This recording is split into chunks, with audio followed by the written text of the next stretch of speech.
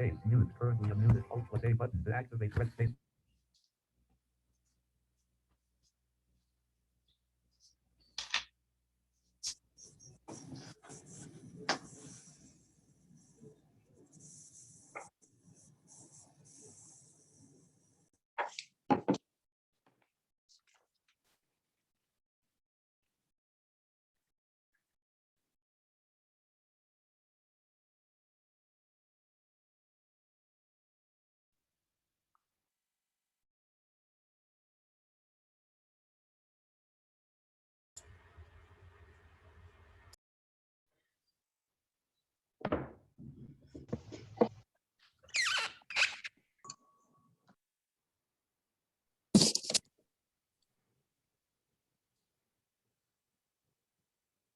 Okay, welcome everyone. It's still a few minutes before noon, so we're going to start the advisor forum right at noon. We usually have a rush of participants joining in the last couple minutes, so we'll give it a few more minutes before we will get started.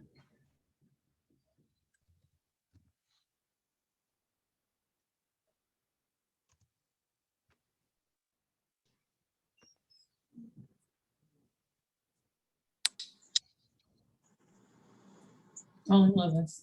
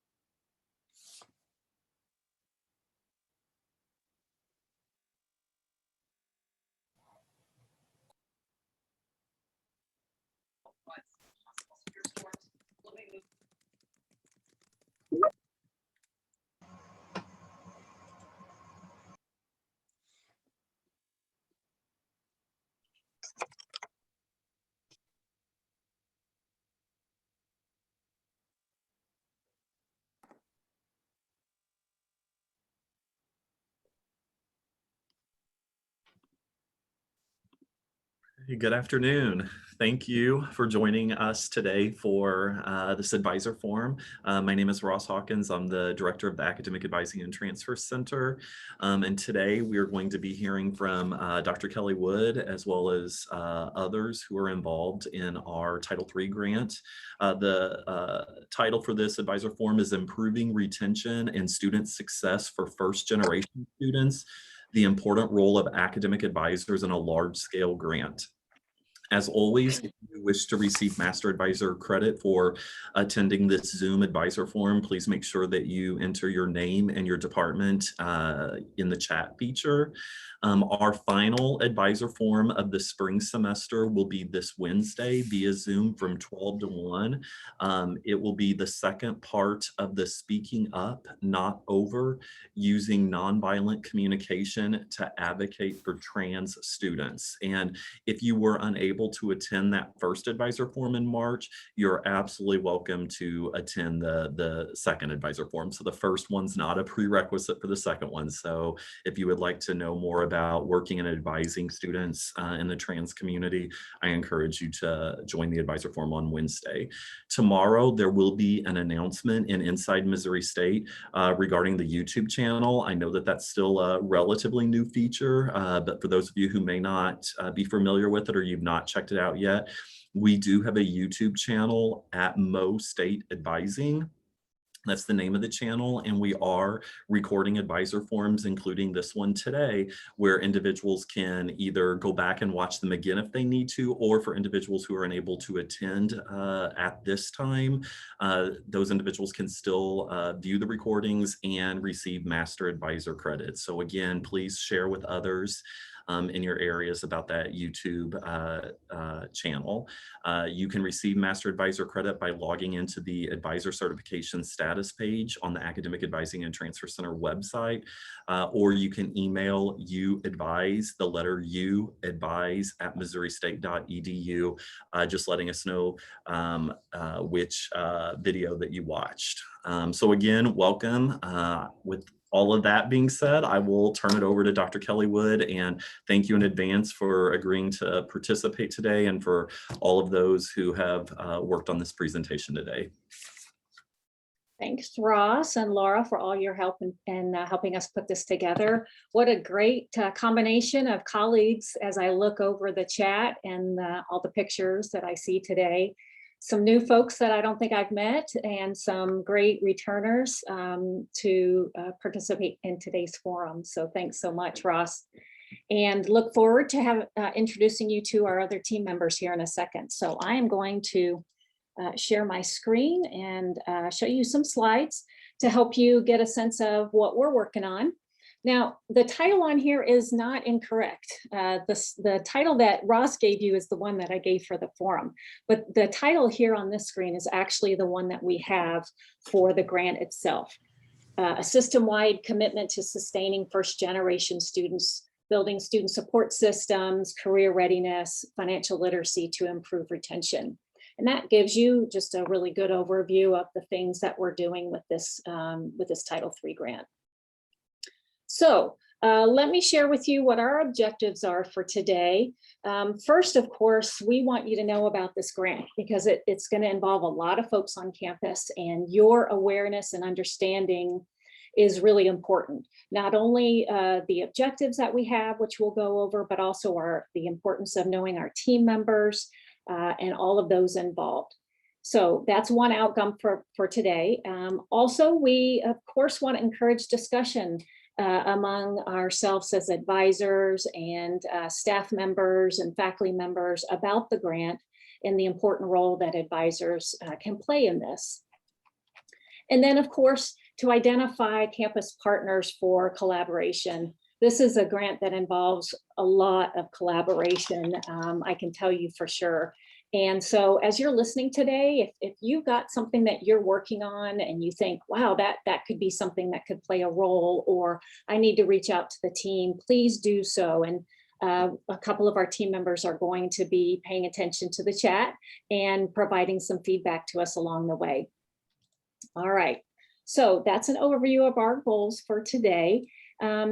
Here is an overview slide for you to know more about our grant. So Title III is a federal educational grant that seeks applications every 2 years. So let me give you a little bit of background about why we applied for this grant. You can see some other information here that I'm going to go over in a second. But as some background, some of you who have been at Missouri State for a number of years will know that in 2014, we began offering sections of GEP 101, our first year seminar here on the Springfield campus, with only first generation students enrolled in some sections of the course that were organized then by their college of major. So that was in 2014. By 2015, we started to see some improvement of those students' retention from their first fall semester to their second fall semester. And for those that were specifically enrolled in those specialized sections. So we thought, we've got something going on here, let's build on this success. So we got together a team of staff members and folks across the campus, and we put together an application for the Title III Federal Education Grant to really help us develop some more resources and support for first generation students, knowing at the time that actually by then it was over a third of our first time new in college students were self-identified as first generation. We also had been reading some research that showed that we can improve retention for first generation students by providing the assistance of an academic coach and peer mentoring. So we thought, let's pair those two activities with our first generation sections of GEP and put together an overall program of support for first gen students. So that was back in 2015. We applied then, but were not awarded the grant. It was a very competitive grant that year. And it was the case that you couldn't lose any points to be able to be awarded that grant that year. Now, this is an every 2-year grant. So we again applied in 2017 and did not receive it. However, with any grant, those of you who have been involved in submitting grants, you keep applying. So we kept applying and we applied again in 2019. And think about it, by then we had been offering those first gen sections of GEP since 2014. We were continuing to show success with that retention. And for the 2019 grant, we added partners from the West Plains campus into a cooperative grant. And in 2019, we hit the jackpot so that in October of 2020, we were notified that the grant was awarded and that it would start immediately. So think last fall, October 2020, we were notified that the grant had been awarded. So you can tell based on that sort of background that our vision for this project is really to develop a sustainable program of holistic support for our first generation students. In particular, you can see we want to focus on improving their success and their connection to campus. So we set some goals for the grant, which I'm going to be going over in a second, but you can just see the broader goal is to improve their retention first to second year and of course completion. But we also added a couple other activities. Each year that they offer the federal grant application, they add some activities that you can include, and that gives you more points towards garnering the award. And that year it was improving career readiness skills as well as financial aid literacy improvement. So we included those as well. We were awarded that cooperative grant. So you're going to be hearing from folks today who are from our West Plains campus. And that partnership is particularly important, as you'll hear in a little bit. It's a 5-year grant. So it started in fall of 2020. We will complete it in the fall of 2025. And it's a $2.5 million grant, which equates to about $525,000 per year in funding, which is really to support staffing, supplies, and technology expenses to make all of the activities work together. In fact, the majority of this has to do with staffing, as I mentioned earlier about the student success coaches, et cetera. So that gives you an overview of our work so far. I want to have each of the team members introduce themselves next in the order here. As I said earlier, I'm Kelly Wood and I am the project director. And what that means is I oversee the budget. I keep the team members on track and our activities. I make sure that we're submitting reports on time and that we continually evaluate and assess the project as we go along. Trace. Hi there, I'm Tracy Glaskin. I'm one of those team members that Kelly tries to keep on track, but those of you who know me know that can be quite the job. I work in our Center for Academic Success and Transition with Kelly, and my role on this grant is serving as the activity director for the Springfield campus. Hi everyone, my name is Michael Orff. I am the interim dean of academic affairs from the West Plains campus. And I'm also one of those team members that Tracy has to remind when things are due. I'll serve as the activity director for the IDS 110 class, which is our equivalent to your GEP 101. Mm-hmm. Also help with the oversight of our academic success coach on our campus. Hi everyone, I'm Teresa McCoy. I'm the activity director for data analytics on the grant. I also serve as the deputy CIO for the Springfield campus. I am happy to say that one of the grant activities was to hire a data analyst to serve on the grant for the length of the grant. And we have hired Rachel Garrett. She came to us with a lot of experience, over 7 years, and some very applicable skills. She has a lot of energy and passion for the project. So we're very happy and lucky to have her. She started in February, and you'll be meeting her more later. Right. So this is the team, the sort of core team, as we refer to it. There are a lot of moving parts and pieces and additional people in it, on this project as well. So you'll be hearing about that in a little bit.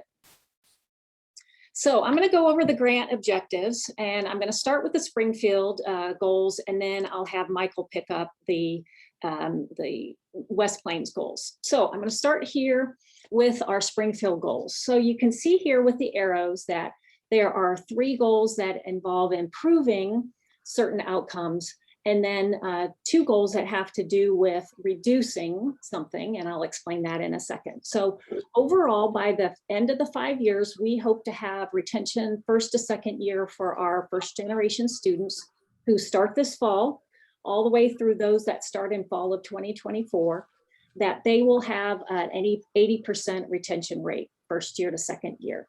Now, you can see the baseline there. When we took this, the data at the time when we applied, it was 71.3% for first generation students. So the good news is, since then, we've actually gotten up the retention rate first to second year for our first gen students to almost 74%. So we're already getting closer to that goal of 80%. And it's actually a little bit more challenging than the SEM goals, which is just below that. So the good news is, with this support, we're pretty confident that we're going to be able to meet that goal. We're also looking to improve, obviously, first to second year, but second to third, and then third to fourth. So I've included, just so you can see as an example, the persistence to their senior year. We hope that we can get that to 60%. We won't see that until the fall of 2024. So our goal is to be moving in that direction for that first cohort. Work-based learning experiences, we're going to work to improve those for our first year students. There's no baseline there because we haven't had a very kind of robust approach to helping our first time new in college students with their career development skills. So we'll be having a focus for a subpopulation of our cohort in our undecided sections of GEP 101. Sorry, it's the undeclared sections for exploratory students that will be occurring within GEP 101 on the Springfield campus. Now, the next 2 have to do with some activities that will help us reduce the number of students who actually miss the deadline for disbursement of their financial aid. So in August 30th is the date that students have to have a number of activities completed to receive their financial aid funding. So we'll have some activities in GEP that we'll talk about here in a second that will help us with that goal. And then another goal is to decrease the number of students who miss the deadline, the priority deadline for FAFSA application. So really what we're doing, you can see the switch here, so we're trying to minimize the number of students who miss the disbursement deadline and who miss the FAFSA priority deadline in February. So with that, I'm going to hand it over to Michael, and you'll see the similarities. So for the West Plains campus, there are some similarities. We are also looking to improve our first generation student retention. As you can see, we're trying to get to 60%. For those of you who are not familiar with two-year colleges, retention at 60% or higher is typically pretty good, just because we have a lot of transient students. And so anything 60 and above is seen as a pretty good start. We're also looking at increasing our graduation rate. Time to completion, again, at a two-year college is 150% of normal. So looking at 3 years instead of 2 years to graduation. Currently, we're at about 21%. We're wanting to increase that to 24%. Also looking to increase the number of work learning experiences on the West Plains campus. We're doing a little bit different here. We've actually created an IDS 115, which is a first year seminar course that's linked to IDS 110. And so students in that 115 will be a career exploration course is what they'll be going into. And it's only for specific majors, those who are agriculture, manufacturing, and also students interested in our nursing program will be in those career exploration courses. And then like Springfield, like Kelly mentioned, our last two are hoping to decrease some things. Again, wanting to decrease students who don't have everything done before the first disbursement date, and also looking to decrease the number of students who don't have their FAFSA completed by the priority deadline. And so you can see the goals kind of mimic each other, the objectives mimic each other, with just a little bit of variance in the numbers and what's being done in one case to address those objectives. Great, thanks, Michael. All right, so you've heard our goals. So I'm going to hand it off to the other team members to talk through what the activities are. So this will be important for you to understand what are the things that we'll be doing to support students. So in GEP 101, IDS 110, this is something that we've been doing, as Kelly had mentioned, for having the first generation sections of GEP 101. For us, that goes back to 2014 when we started our pilot program for that. For IDS 110 on the West Plains campus, that will be something that they're going to be starting. And so we've been working together and kind of discussing some possible activities. There are some things that will work within both campuses, and then there are other initiatives that we're going to be doing on one campus that may or may not work on the other campus. So it's been really great learning more about the West Plains campus and getting to work with Michael and Cindy and Jerry, who oversees the IDS 110 class for that. As far as student success coaching, we have started coaching in our office for the last couple of years, but this grant is really allowing us to expand those services. So our goal is to have first generation students, incoming first time new in college first gen students, assigned a student success coach, and that will become part of their team. Our coaches will be going through lots of training. We're partnering with an external consultant for getting some additional training that'll be occurring over the summer to make sure all of our coaches are ready to go. And then we're also going to be developing our communication plan that will allow us to work with the advisors and the coaches and the GEP instructors and anyone else of concern to be able to share the communication and progress of these students. So also within the grant, we're going to be assigning peer mentors to every student. Each first generation section will have a peer mentor assigned to that section who will work with students, helping them with any questions or things they might have. We're also going to be implementing some financial aid literacy pieces. The biggest part of that will be a financial aid literacy module, in the GEP 101, the IDS 110 section for those first generation students that students will be able to work through and hopefully answer some questions and get them on track to getting their paperwork completed. And then also improving students' career readiness skills, both in GEP and also the IDS 115. Here on the West Plains campus, we've been fortunate enough to hire a career coordinator, which we did not have through a different grant. So both campuses will be looking to help students really improve their career readiness skills as either they graduate from Springfield or graduate from West Plains and look to enter the job market. Since communication is key, we're going to be using Signalvine to send text messages to nudge students about things they need to do. These text messages would be targeted and timely. They would remind them of things like when FAFSA should be filled out, financial aid disbursements and things like that. So we're hoping that that will help keep them informed and so they know what they need to do and when they need to do it. And the last thing we're going to be talking about here is the data-based program for at-risk students. So this is what gets me excited. So if we can put some information into the hands of the success coaches so they know how to better help the students, who to target with certain types of communications or help, I think that'll go a long way to making them more effective. Thanks, Teresa. All of these activities, just so you know, are all based in the research that we had to produce associated with submitting that grant application. So there's great research showing first to second year retention associated with students who had success coaches. Those that also used variety of messages, in particular text messaging and email messages to nudge students about specific deadlines and activities that they need to be thinking about Peer mentors are also important and key variable for students to have a connection on campus. Another student who's gone through it like them. So those are all the reasons why we chose this activities, all based in the research. So the next thing I want to do is we're going to briefly run through a timeline of what we've done so far and where we're headed next, because that's the important thing is we want the campus community, especially advisors, to know what we've done so far, things that you've probably heard about, as well as where we're headed next. So briefly on this, you know that we got the award in 2020 in October. So we've had a number of team meetings. We meet every other week. We have actually hired, so our success coaches, by the way, I don't think we've mentioned it, is that they're graduate assistants on the Springfield campus.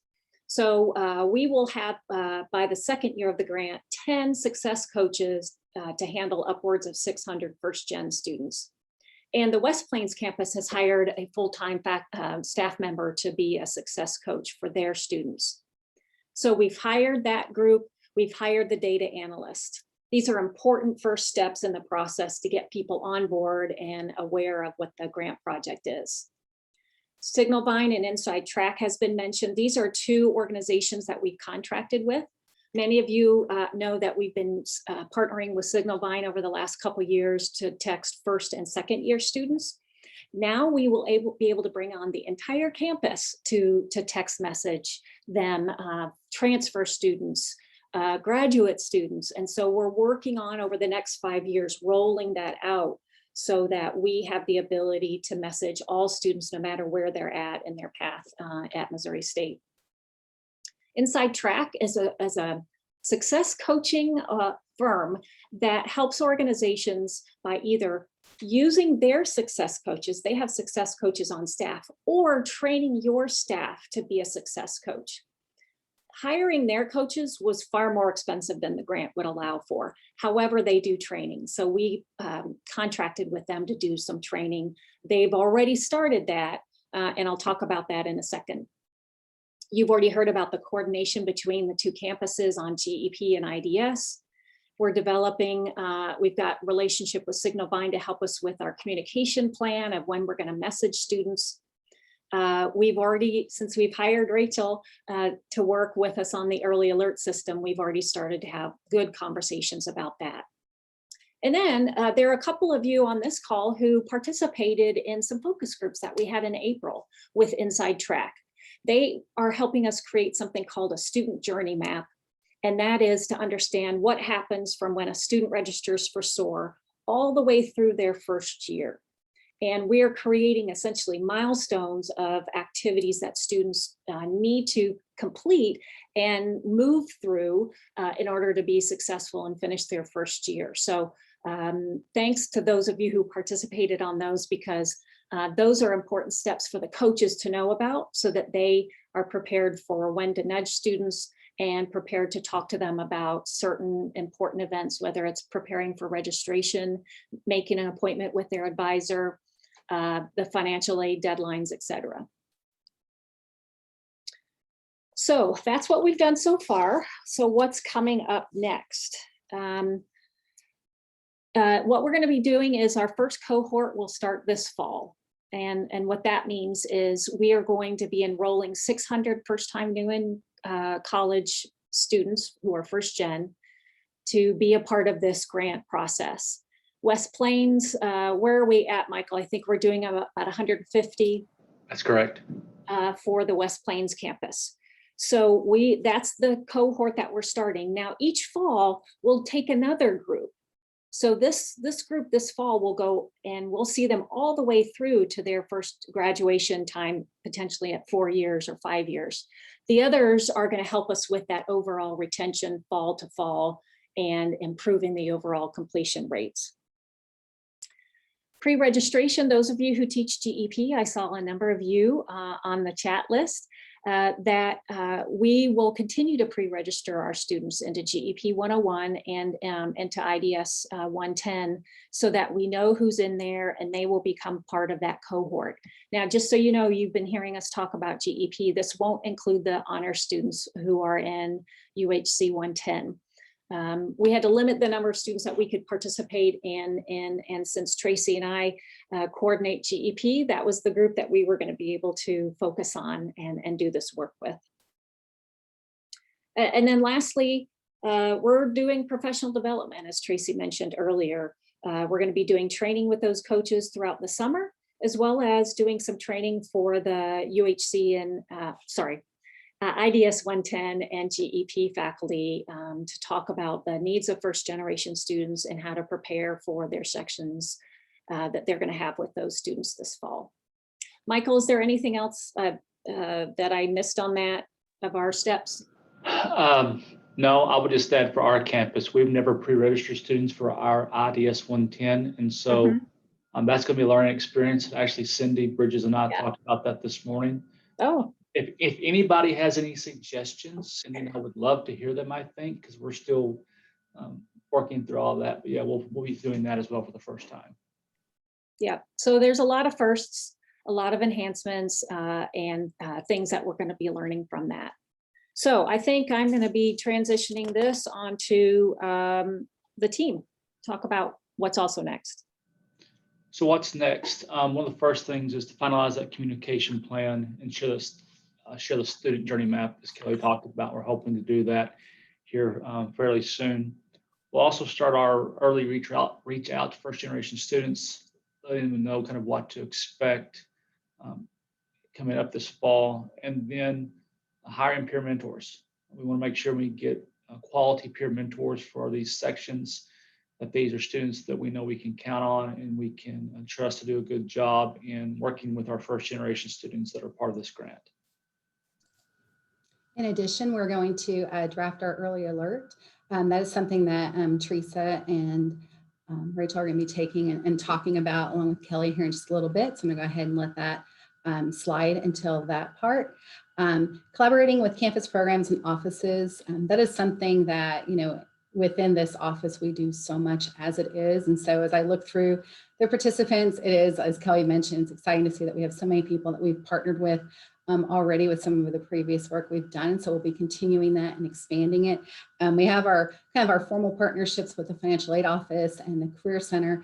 I'm working with Rob Moore and Vicki Jacobson, along with Dr. Mike Wood and Dr. Kelly Rapp in the Career Center. So those are the ones that we've got as part of our actual Title III grant. But then there are so many other opportunities. I know Dr. Tara Benson, I've spoken about ways of having her maybe assist with some training for our peer mentors with that sense of student engagement and belonging piece. And so as well as the access programs and MRC. And so again, lots of great opportunities there for us to continue our collaborations and to expand upon those. So that's always really exciting whenever you have the opportunity to work outside the walls of your own office. Establishing student success teams. This has been something that I know Kelly and I have been really excited about for the last few years. I think since we submitted the grant the first time it got shot down. But we had learned about some student success teams from another institution in the state of Missouri and started hearing about what they were doing. And so this grant's really allowing us to kind of make that happen. Within the student success teams will be the GEP 101 instructors. And as well as the coaches, the students assigned an academic advisor, peer mentors, and then our office will help coordinate those teams. And I think, there's some different pieces we still are in the process of working out. But I think when you go through and you think about what each of those areas can bring to it, with academic advising, you have your advisors and you all know what you do. You talk to students about their degree programs and internships and mentoring and everything that goes along with that. Our coaches really help hold students accountable. They do a lot of accountability check-ins, study skills, motivation, goal setting. And then our peer mentors are going to really be kind of helping students with that student engagement piece, and having those conversations of checking out student organizations and things like that, that they too will be willing to attend with students and having that peer-to-peer contact. So those are some of the, I think, the exciting work that lies ahead as we continue down this journey. I have put in the chat for you to make some suggestions or ask any questions that you have. So I see a couple of questions have come to me. We'll keep having this conversation because we're going to transition to that next. So we've got some discussion topics. So that there ends the formal presentation. Now we'd like to have a conversation with you about some topics that relate to your role as advisors and some other elements of the grant that we're interested in hearing from you about. So to start, Teresa and Rachel and I wanted to have a conversation with you about our early alert system development. Teresa and Rachel, we wanted to talk about this with the group. How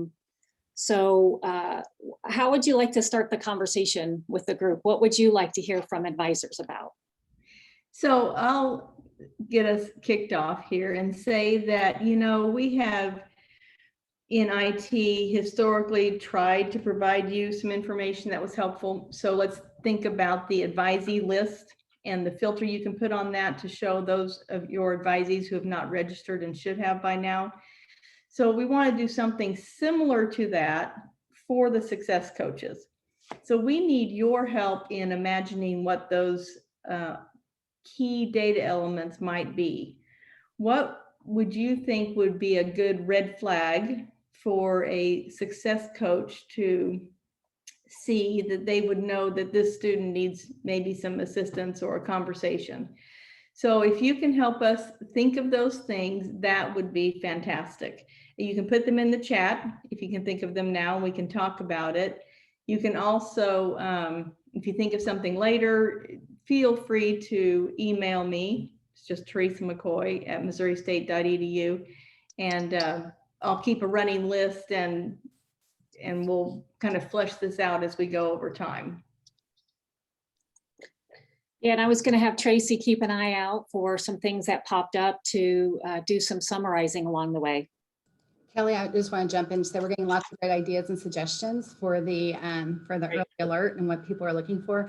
I do want to quickly clarify one question. It's not related to that, but just to kind of address the one is about mentoring and the coaches. The coaches are not necessarily mentors, they're academic coaches. So they're going to be focusing on the things that they're currently doing, which is helping students develop study skills, helping students with holding them accountable, helping students learn how to break down projects and assignments. You know, a 10-page paper, we don't want our students doing that overnight, but for some students, they don't know how to break down, you know, the research and the drafting and the revising and all the different pieces that come from that. And so those are going to be some of the different things that the coaches have done. The coaches are not necessarily mentors. So therefore, that mentoring piece will come from, you know, the advisors will come from introducing the whole concept of mentoring will come through GEP 101 with those college dedicated first gen sections. So just to, again, not to miscommunicate that. So the coaches are not mentors. Their focus is more on just kind of helping students succeed academically within whatever area and whatever major they have. We do have a pretty good range of coaches as far as from the different disciplines, but that was not a requirement of making sure we had each college focus, because we knew that role was going to be something that was going to be encompassed more from the advisors and from the GEP instructors. Yep. In addition to data points that we might want to gather for the success coaches, you might also share with us resources. And, you know, we can probably come up with a pretty good list of them, but if there are some that you feel are underutilized or, you know, we need to make sure we highlight with the students, that would be helpful as well. Yeah, I think that a lot of the ideas that have come across already are on our radar screen as well. You know, our plan has been to essentially test this early alert system with our coaches initially. And then as we get something a little bit more developed, we want to share it out with the advisors so that in the long run, we can have a place where advisors can see what those early warning signs are. So when Teresa mentioned red flags, that's essentially a sign. You know, what's a sign that a student might be struggling? We'll have some proactive things already set aside to know what's going on with these students. So we have some great historical data that tell us who's more likely to persist and those who are not. So we'll have that sort of baked in and alerting the coach or alerting the advisor. But there are things that happen during the semester. that we need to pay attention to. And that's the list of items that I see you all are providing there. So, it's going to be a combination of historical data that's already in, and then these other pieces that a lot of you are mentioning: attendance in the first 4 weeks, dropping classes, et cetera. Tracy, did you see some other new ones that came across? Yeah, just another one to clarify as far as students coming in declared or undeclared. Students are still able to declare their major. Oh yeah, as they would normally within SOAR. And so we have some undeclared sections of GEP, but our undeclared incoming student body is typically around, I think now it's down to about 18 to 20% of our incoming students first time new in college are undeclared, which means that 80% of our students are coming in as declared majors. So those students are still going to be encouraged. The first gen college dedicated sections, those are going to be filled with students who've declared their major within one of those colleges and who self-identify as first gen.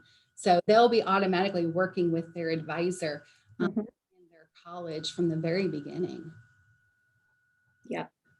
So, but it does bring up an interesting idea is when a student changes his or her major, obviously that's something that you as an advisor would want to know, and that our coaches would want to know, so that we can connect them with the right next step to get an advisor in their area, and to make sure that they understand that process. Because remember, we're talking about students who don't have that sort of long time familial cultural knowledge about the steps that one takes when you change your major, or when you want to change your schedule, when you don't know what a hold is, or why you've got some message that tells you something is a problem that you need to fix it, or why am I getting all these emails from the financial aid office. That can be scary. So the opportunity here is to give us the steps, the messaging, and the support among staff members to help them navigate what is a very unusual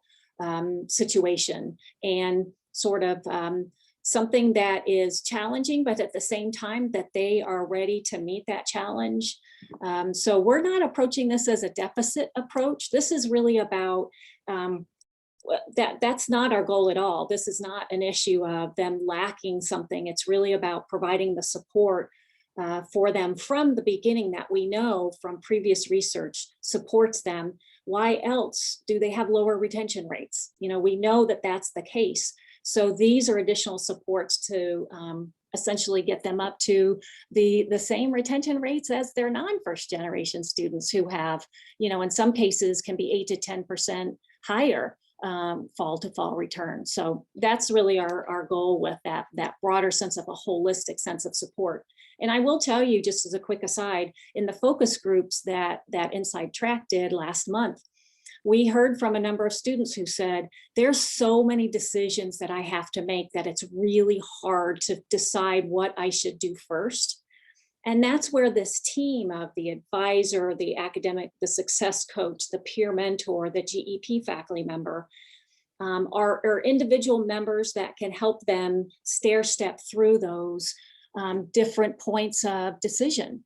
That can be really hard to know what I should do first and whether I have to do this or not. So that's the idea behind that team approach.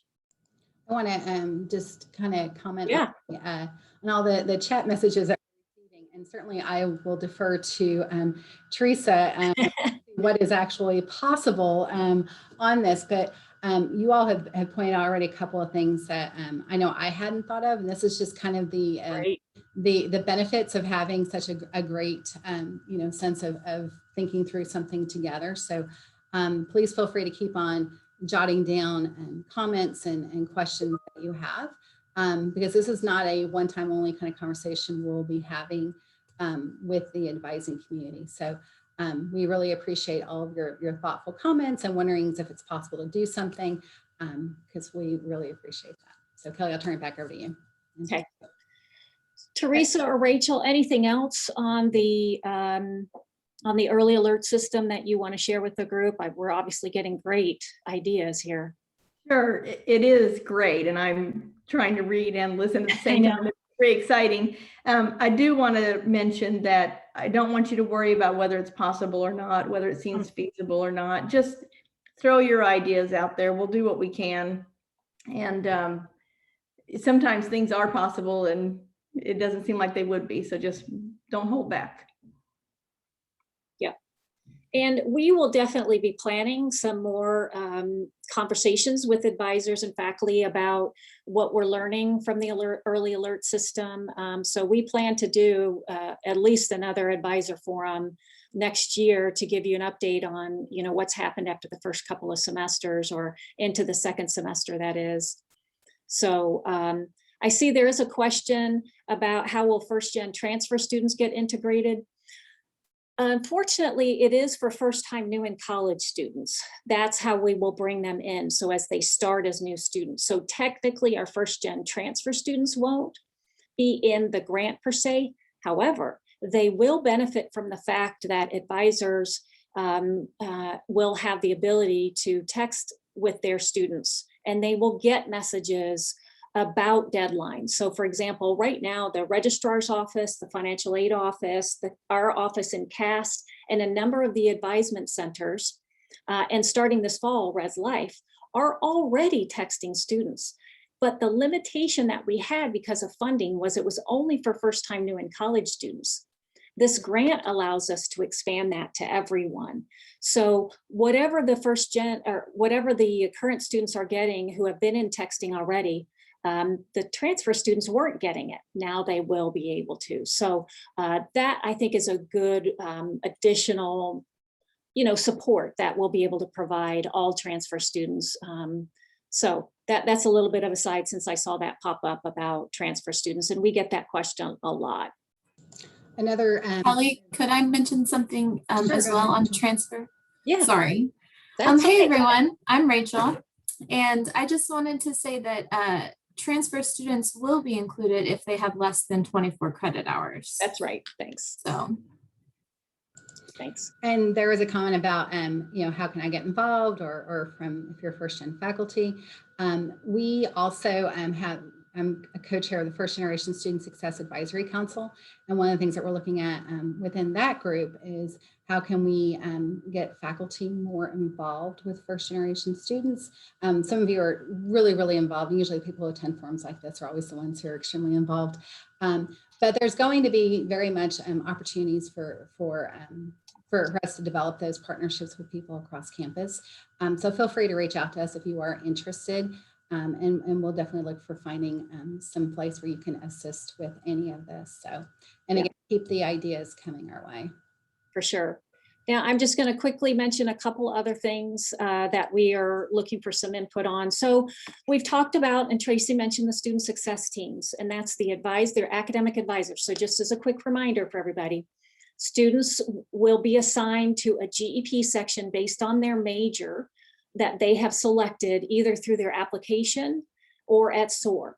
So they will be assigned a GEP section that associates with their major. If they're undecided and exploring, we will have 3 sections of GEP for first gen exploring undecided students.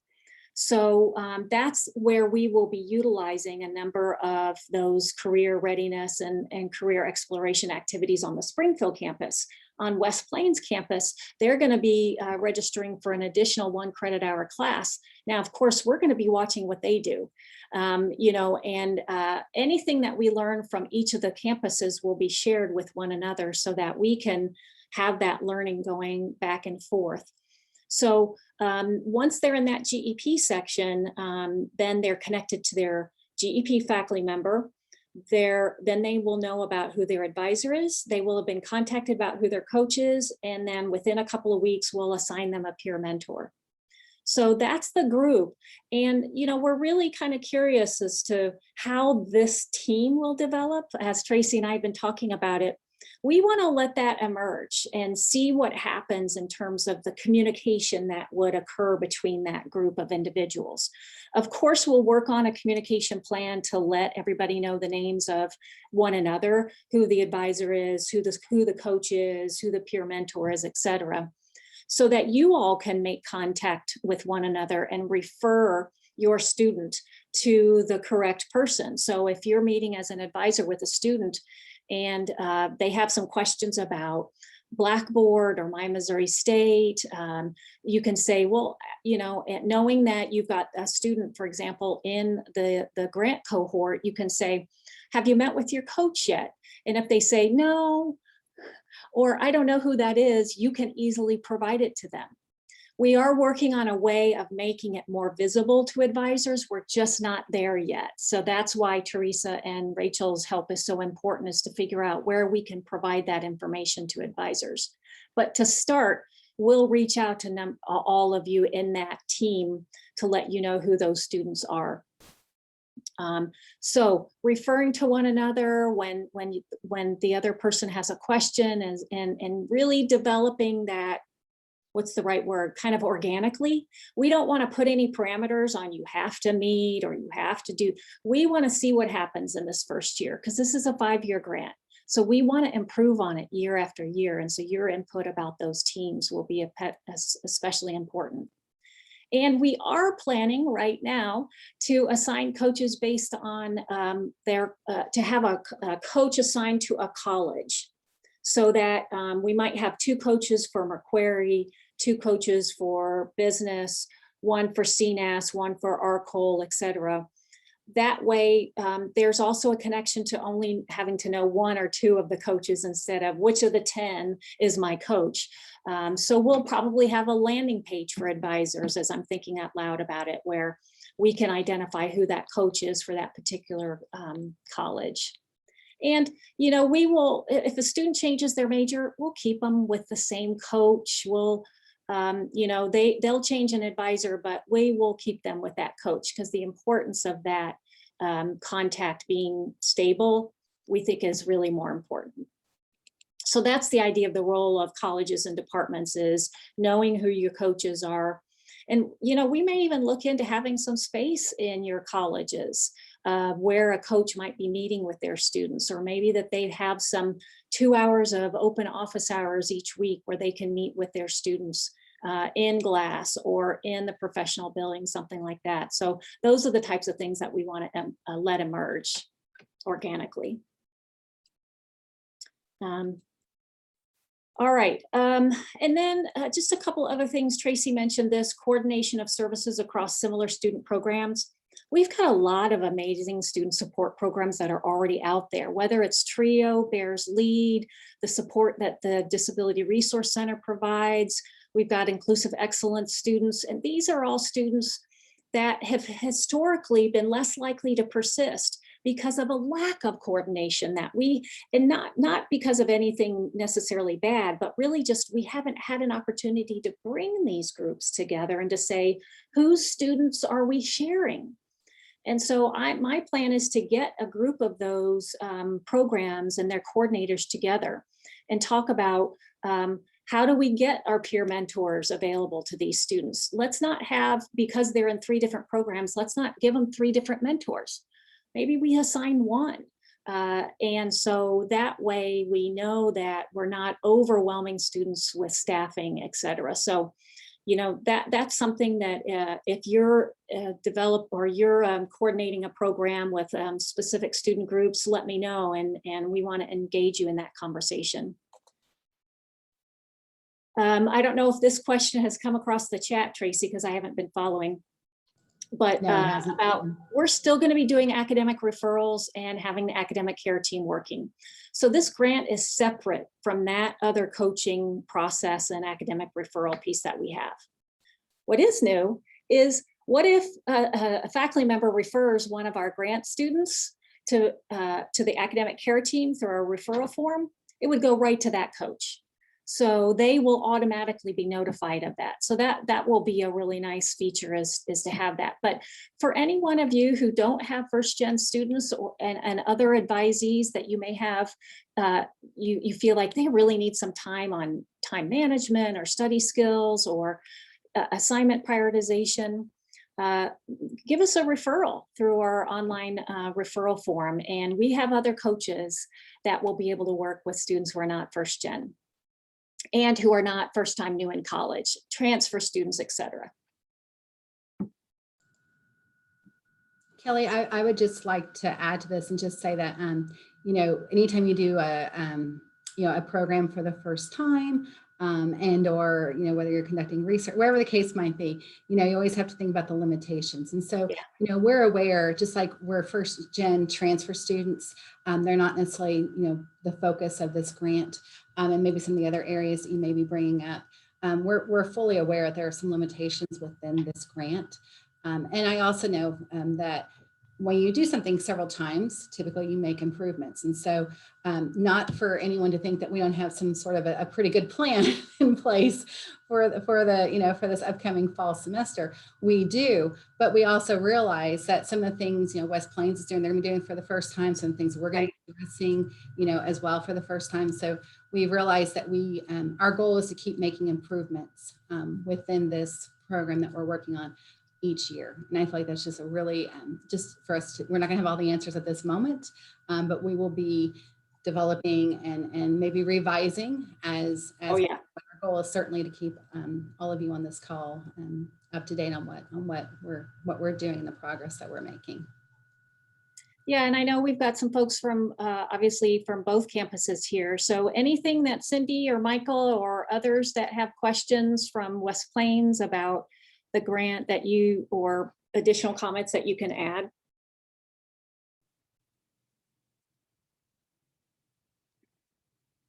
Yeah.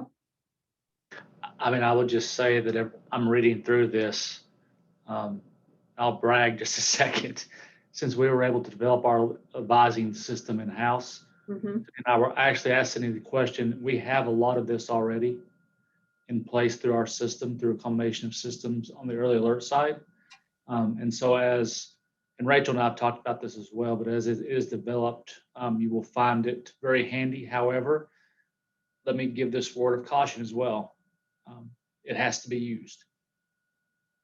So whatever Rachel and Teresa come up with, it will be great. It will be awesome. I have no idea. I have no question about that, but it must be used or it does no purpose.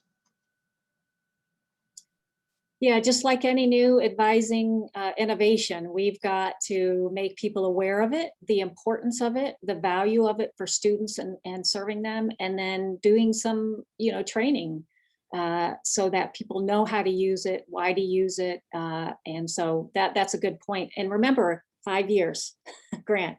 Of course, we want to start sooner, but this gives us time to test, retest, and make changes based on feedback. So more to come later. Thanks, Ross, again, for giving us the opportunity to talk about it. I'm not surprised that the advisors have lots to say and feedback, which is why I wanted to talk with this group first. So we'll be doing some more communication and information. Eventually, hopefully within the first year, we'll have a landing site, a website for the grant so that you can check it for updates and information along the way. Back to you, Ross. Thanks. Okay, well, yes, thanks, Kelly and Michael and Tracy and Teresa for all the expertise you shared about the grant, how we can get more involved in the process, and we're definitely excited to partner with you all. Again, hopefully, I will see many of you at the advisor forum on Wednesday. If not, enjoy the rest of your spring semester and happy summer to everyone. And we will get out the fall advisor forum schedule early on in the fall semester. So take care and see everyone soon. Bye. Laura, make sure you save the chat before you leave. We need it. Thanks, everybody.